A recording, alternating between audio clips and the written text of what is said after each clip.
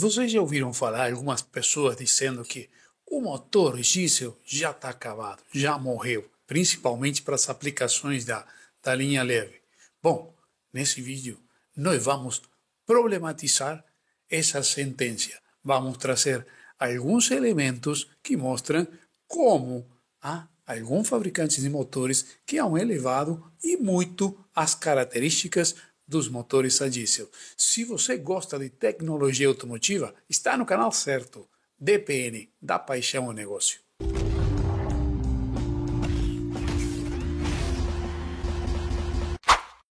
Vocês já viram aí no título do vídeo, né? Vamos falar de motores a diesel que tem 3 turbos, especificamente umas aplicações da BMW.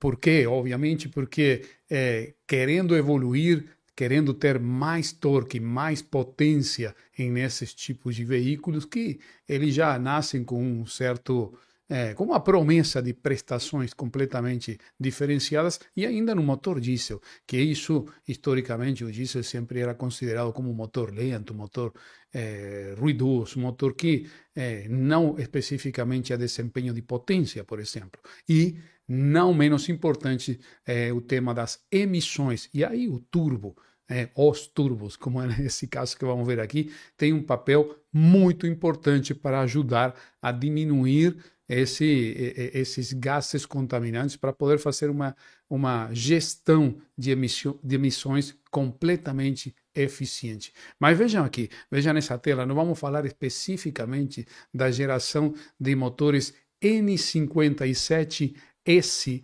da BMW, motor de 6 cilindros, motor que vocês vão ver que muito próximo dos 400 cavalos. Aí aqui vocês já estão vendo, estamos falando desse triturbo, combinando 3 turbos no funcionamento do motor. Obviamente, a eletrônica um papel preponderante, porque não é fácil fazer funcionar isso de forma correta. Temos um turbo aqui, claramente nessa parte superior, outro turbo de maior tamanho, um pouquinho maior aqui no meio, e outro turbo aqui embaixo, tudo meio. Esse conjunto aqui é um monstro, né? É o que consegue fazer combinando esses 3 turbos. Mas vamos ver exatamente isso agora. Como que essa combinação funcional, em que momento entra um, em que momento entra outro, por quê, quais são as características de cada um deles para obter esse desempenho importantíssimo com relação a torque e potência e, obviamente, emissões. Ok, outra tela aqui para compartilhar com vocês. Vejam aqui, estão especificamente apresentados aqui na tela. Nós temos o turbo número 1, que está mostrando aí, é o turbo de geometria variável, né? Mais de um deles são de geometria variável. Vocês vão ver aí os atuadores elétricos que estão fazendo essa característica de poder variar a incidência dos álabes, que se chama aí, dentro do turbo, e isso vai fazer com que ele possa ou girar mais rápido ou carregar mais ar, gerar mais volume de ar e, consequentemente, mais pressão, pressurizar mais o sistema de admissão. E isso é o primeiro turbo em ação, tem o tremendo objetivo de ter uma resposta rápida. Nós sabemos que um turbo tem o que se chama o lag, né? a lentidão, essa lacuna que fica no primeiro momento que a gente pisa o acelerador, porque ele precisa ter uma inércia, precisa estar em movimento para poder carregar. Então, esses primeiros turbos, sendo de geometria variável, ele com pouquíssimo fluxo de ar já começa a movimentar, ganha RPM e depois vai regulando para poder carregar. E são turbos de menor diâmetro, geralmente os que começam, os que dão o primeiro estágio, que poderíamos dizer, de turbo, para aí sim, depois, vejam só, o turbo principal que está aqui com o número 2, ele vai entrar em funcionamento a 1.500 RPM. Olha, é pouco 1.500 RPM, não é? Pois é, No motor diesel, geralmente já trabalha com um pouco menos de RPM, mas mesmo assim é uma rotação não tão alta. E qual é o objetivo principal desse turbo? Por dizer também o mesmo nome de turbo principal, já é um turbo que tem uma capacidade de mandar mais ar, tem diâmetro maior, tem uma maior tamanho esse turbo. E esse turbo, o principal objetivo é manter um torque constante. Vocês sabem que o torque ele é o resultado basicamente daquela capacidade de encher o cilindro. Quanto mais conseguimos encher o cilindro, o resultado dessa combustão vai derivar em uma energia comum. Nós temos até outros vídeos explicando isso aí, como é que o treino alternativo que nós chamamos, né? Esse movimento alternativo pistão biela e birabrequim transforma esse movimento lineal em um movimento rotativo a partir desse braço alavanca que é a biela junto com o virabrequim.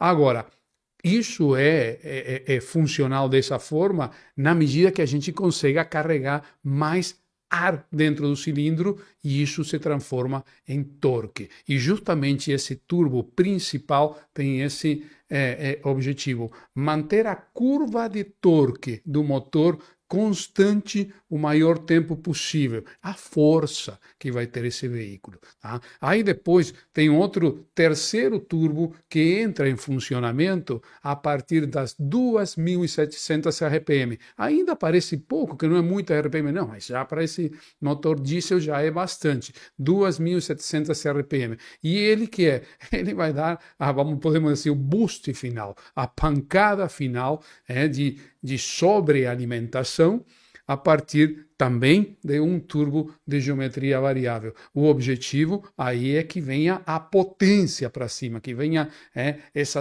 RPM para cima muito rápido. Então a gente tem um turbo de baixa inércia começando, depois um turbo que o primeiro já está empurrando ao segundo, já vem carregar com maior volume de ar e maior pressão de ar, e o terceiro que dá a última pancada de pressão, chega, sabem até quanto carregar esse turbo? Até 3.5 bar. 3.5 bar. Vejam o que é isso. Ok, motor diesel, é mais robusto, tudo mais, mas é muita pressão de turbo para ser funcionar esses motores, esse desempenho que agora daqui a pouco vamos ver em números de que desempenho, que tipo de rendimento desses motores estamos falando. Só que isso aí também tem que estar acompanhado com outro tipo de sistemas. Por exemplo, o sistema de injeção desse veículo já trabalha acima de 2.000 bar e tem gerações que valem 2.500, ou seja, 2.000 bar de pressão de injeção. E isso também tem a ver com emissões e isso também tem a ver com que nesse ambiente onde vai injetar há muita pressão, porque está esse turbo carregando, então não pode ser com qualquer pressão que vai injetar um injetor de common rail de injeção direta. Também o próprio ambiente já está pedindo mais pressão para esse motor. E os injetores são diferenciados. Vou mostrar aqui para vocês nessa tela. Estamos falando de injetores piezoelétricos. Os injetores piezoelétricos se caracterizam por ter um tempo de reação extremamente rápido. Aliás, esses veículos fazem injeções múltiplas no mesmo curso do pistão. Quer dizer, estamos falando de 5 a 7 injeções, dependendo do modo de funcionamento. Agora, vocês já pensaram o que é fazer 7 injeções no mesmo curso do pistão, por mais que sejam 3.500, 4.000 RPM? Tem que ser muito rápido, muito rápido. Então, vejam essa tela aqui, que tem um corte do injetor, mas o importante para vocês entenderem é que um pequeno flash do sinal de ativação. Tá? Um sinal de ativação que, como vocês estão vendo aqui na cor azul, nós temos a tensão de ativação e vai chamar a atenção uma coisa quando a gente fala de tensão. Tá? Então, na azul está a tensão e vermelho está a corrente, ou seja, azul seriam volts e vermelho ampere, tá? Ou seja, quanto que consome de corrente uma descarga capacitiva que é o que recebe um injetor piezoelétrico, ok? Vejam só, a nível de tensão estamos falando aproximadamente de 160 volts, ou seja, vai dar um pulso de 160 volts, mas o que provavelmente chamou a atenção de vocês é que tem um pulso positivo e aqui claramente temos um pulso negativo. Por que acontece isso? Porque o injetor tem que ser tão rápido que o sinal elétrico, ou seja, a ECU, tem que garantir que o injetor abre e tem que garantir que o injetor fecha. Isso, em um injetor de bobina ou que trabalha com indução magnética, não pode ser feito. Mas em um injetor de características piezoelétricas, sim, porque os cristais piezoelétricos eles se deformam em um sentido conforme também a polaridade, a alimentação elétrica. Então, em um momento vai se deformar e vai se contrair. Se eu faço uma inversão da energização dele. E o que exatamente está fazendo a injeção eletrônica, a gestão eletrônica aqui? Dá um pulso para abrir e imediatamente depois dá um pulso para fechar. Porque se eu vou ter 5, 7 injeções, eu tenho que garantir que a anterior fechou, senão eu não posso vir e colocar a próxima. Tá? Então, essa característica é muito particular dos injetores piezoelétricos. O sinal de comando é para abrir e tem outro sinal de comando para fechar. Tanta precisão. Por quê? Porque temos que garantir uma combustão super, hiper completa. Nós temos que garantir que não vai sobrar nenhum resíduo, que não vai ter emissões e que mas ao mesmo tempo que vou ter a quantidade de combustível suficiente para aquele volume gigantesco de ar que a gente conseguiu colocar com todos esses turbos funcionando. É a característica desse motor. Agora, veja, você pode estar pensando, nossa, isso aqui é muito novo, isso é uma tremenda novidade. Não é tão novo assim. Veja esse outro slide aqui. Um dos primeiros veículos que trouxe isso aqui é esse BMW 550D xDrive, da geração F10 F11. F10 é o sedã, F11 é essa SW que nós estamos vendo aqui. Não se comercializa aqui no Brasil, mas olha o ano, 2013. Estamos falando de mais de 10 anos, 12 anos atrás, já tinha essa tecnologia funcionando com esse motor N57, como vocês estão vendo aqui, N57S de 6 cilindros, praticamente 3 litros, turbo de geometria variável com intercooler triturbo, né? Injeção direta Camonray, como falamos, de 2.000 bar. E olha aqui, uma potência de 381 libras ou 376 HP entre 4 e 4.400 RPM. O torque, vejam a medição de torque, ele é um absurdo esse torque, é gigantesco, 740 Nm, ou seja, é um veículo que tem muita potência, mas ao mesmo tempo é um caminhão, é um trator, arrasta qualquer coisa. Esse torque, vejam onde está acontecendo, entre 2.000 e 3.000 RPM. Olha o consumo desse veículo, que não é pequeno, né? Linha 5, né? Estamos falando. O extra-urbano, que seria na estrada, 17,2 km por litro de diesel. Aceleração de 0 a 100 em 4,7 segundos. 4,7 segundos, é um Fórmula 1 isso quase, né? E atendendo para a época 2013 a norma Euro 5. Houve evoluções disso aqui. Vejam só aqui, essa outra tela. A próxima geração, já com a família G30, G31, ou seja, também G30 sedã, G31 a SW, essa aqui já entrou a M Sport da BMW, já botou o dedinho, né? Continua sendo o 550D xDrive, mas já com apimentado pela M Sport da BMW, continua o motor com uma variante, né? É o B57D30C, 6 cilindros, também 3 litros, também tem geometria variável nos turbos, mas agora não são mais 3, veja, quadriturbo, como disse aqui, quadriturbo.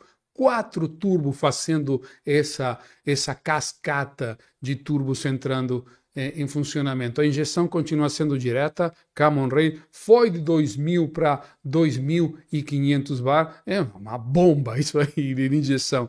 E olha a sua potência, foi para 400 cavalos a 4.400 400 RPM, ou seja, aumentou para 400 cavalos, subiu um pouquinho o regime, está um pouquinho mais lá para cima, 4.400. Igual quando a gente vê em gasolina, nunca é 4.400, são 6.000, 5.500. O diesel tende a ter também um giro um pouco menor, mas já para um motor a diesel ter a potência 4.400 já é quase um carro de corrida isso aí, né? E o torque já subiu um pouquinho mais, 760 Nm entre 2.000 e 3.000 RPM, ou seja, 760 Nm é um absurdo de torque, muito torque. Imagina tudo que tem que trabalhar a transmissão, os eixos de transmissão e tudo isso, tem que ser tudo robusto, porque é muito torque, ok? Tudo bem que a eletrônica controla, mas mesmo assim.